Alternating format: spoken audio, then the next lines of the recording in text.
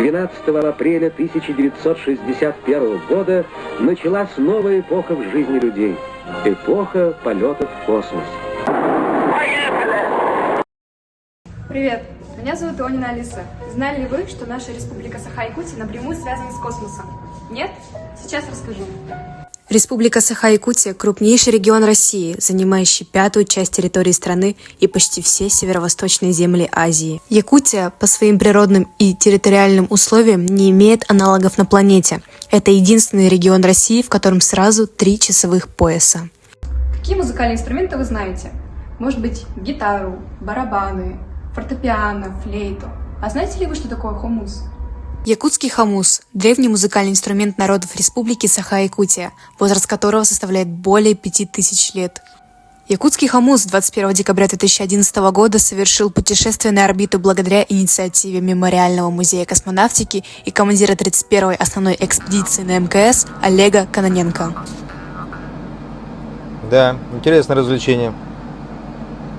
Хороший музыкальный инструмент. В космосе были многие, от пауков до людей. Но не будем забывать, что самым первым человеком в космосе был Юрий Алексеевич Гагарин.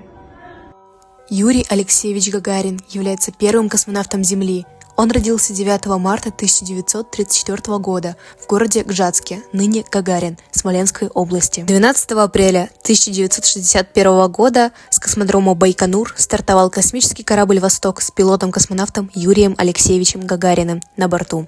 Спустя всего 108 минут космонавт приземлился неподалеку от деревни Смеловки Саратовской области. После взлета и 10 минут на орбите Юрий Гагарин не подавал никаких сигналов. И первым, кто поймал позывной «Кедр», был наш земляк, якутский радист Александр Григорьевич Тимофеев. Александр Григорьевич родился в Нюрбинском районе. После окончания школы учился в Ленинградском электротехническом институте связи. После окончания учебы был направлен в Якутск и начал работать на радиостанции. В период работы на этих станциях он первым в мире уловил сигналы первого на планете космонавта Юрия Алексеевича Гагарина, за что молодой специалист получил звание «Почетный радист СССР», как известный полярник-радист. А еще наравне с Юрием Гагариным был наш земляк Валентин Иванов. Он был одним из первых кандидатов в космонавты в Советском Союзе. Иванов Валентин Капитонович родился 14 апреля 1945 года в Нюрбе. С самого детства мечтал стать летчиком и, закончив в 1963 году Нюрбинскую среднюю школу номер 1, поступил в Ейское высшее авиационное училище. В 1968 году Центр подготовки космонавтов набирал новую группу для полетов на орбитальных кораблях. Из десятков тысяч летчиков-истребителей авиации были отобраны 200 человек для дальнейшей подготовки к испытаниям, в том числе и по программе «Высадка на Луну». В числе счастливчиков оказался и Валентин Иванов. Стать космонавтом Валентину Иванову помешал несчастный случай. Он попал в аварию, из которой чудом спасся, но лишился пальцев левой руки, однако его оставили на военной службе.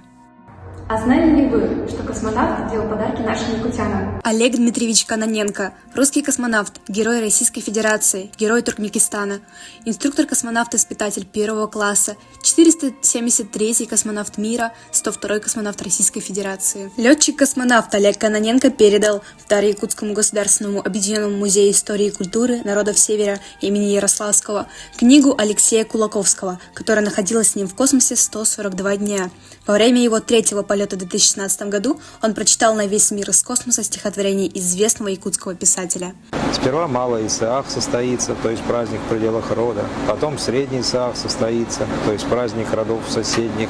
А потом Исаак Великий, а потом Исаак Широкий. Праздник всех веселых якутов.